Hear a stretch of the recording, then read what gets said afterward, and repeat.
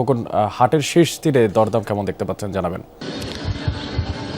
অনেক কুমিল্লায় কিন্তু পশুর হাট আসলে বেচাকিনি বেশ জমে উঠেছে। গত রাত ভরে কিন্তু বেচাকিনি চলেছে।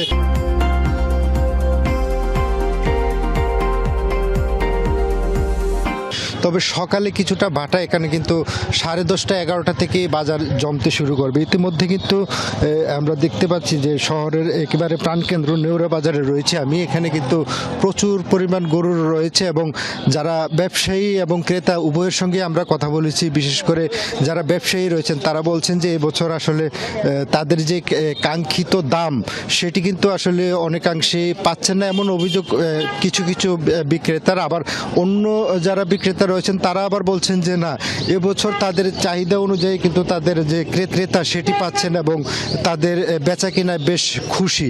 তবে আজকের এই শেষ বাজারে এসে আসলে আমরা যতটুকু এর আগের বাজারগুলোতে দেখেছি, এই বাজার কিন্তু আগামী দিন সকাল 8টা পর্যন্ত 9টা পর্যন্ত চলবে এবং ক্রেতা সাধারণ কিন্তু 11টার পর থেকে বাজারে আসতে শুরু করবে।